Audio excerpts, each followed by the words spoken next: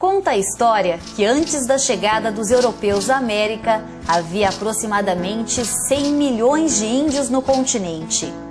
Só no Brasil estima-se que eram 5 milhões de nativos. Mas com as guerras e avanços, hoje restam apenas 400 mil índios em território brasileiro. Calcula-se que sejam 200 etnias divididas em reservas demarcadas e protegidas pelo governo federal. É neste ponto que se encaixa a aldeia Ribeirão Silveira, que fica dentro do município de Bertioga e ocupa uma área demarcada de 948 hectares. Para chegar na aldeia é preciso percorrer uma estrada de terra. Logo na entrada, uma placa deixa claro: este é um local restrito, a segunda maior aldeia indígena do estado de São Paulo.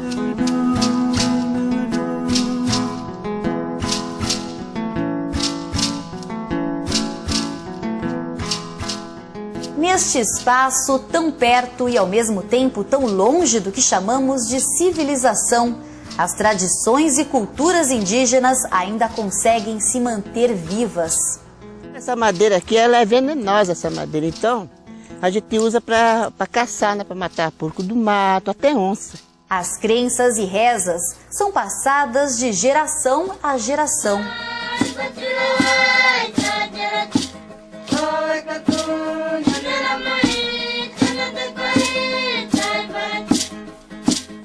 A luta pela preservação dos costumes depende de quanto tempo mais a natureza vai estar à disposição. Ele não está atirando para dar para índio, que é do índio, entendeu?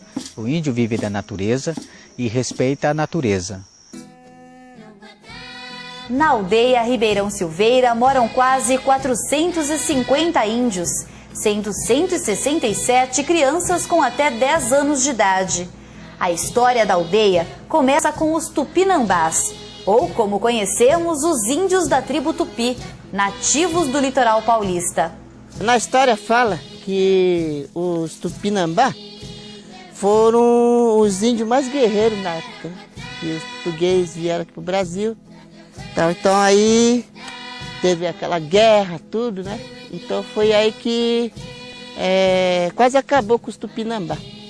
Então, quer dizer, que nem no caso do meu pai, ele falava que ele, quando nasceu, ele não conheceu o pai. Essa comunidade existe desde 1817, né? Uma das aldeias mais antigas do estado de São Paulo. E aqui, dessa região do litoral, existia os índios Tupinambás e Tupiniquins, certo? Os índios Guarani é mais concentrado no Rio Grande do Sul, né? Paraguai, Bolívia, entendeu? Daquela região. Então, como é que os Guarani era muito religioso, entendeu? Então, o que que acontecia? Eles era considerado como nômade, né? Eles viviam acompanhando os pajés, né? Que é o Tiaramõe. E quando o Tiaramõe falava que hoje eu recebi o sinal de Deus que a gente vai em tal lugar, entendeu? Então ele tentava vir de lá até costas litorâneas, entendeu? Então eles chegaram no litoral, entendeu? Por isso então que hoje nós estamos aqui no litoral. Todas as costas litorâneas tem os povos Guarani. Os índios Guarani sempre acreditavam que eles tinham um paraíso prometido por Deus, então eles tentavam alcançar e atravessar o Oceano Atlântico. O índio vive da natureza e respeita a natureza, entendeu? Então, os índios precisam ter uma área adequada para a criação das suas próprias famílias e para manter o costume e a sua cultura precisa de ampliação de terra, senão não consegue. Por quê? Porque espaço cada vez mais ficando pequenos, não consigo ficar muito tempo, ou se não conseguir vai se mudar para as outras comunidades, entendeu? Então vai se perdendo os valores. Nós consideramos essa área de ocupação tradicional, onde nós antigamente a gente caçava, pescava, andava para coletar material para artesanato, construção de casa, medicina tradicional, as plantas, ervas medicinais. Então a gente ainda hoje, sendo é proibido para a gente estar entrando, mas a gente considera como nossas terras. Né? Fomos procurar em Brasília uma resposta aos problemas dos índios da aldeia. Conversamos com o presidente da FUNAI, Fundação Nacional do Índio. Nas escolas ainda se fala muitas vezes que os índios viviam no Brasil, moravam em ocas, ou é sempre no passado, né?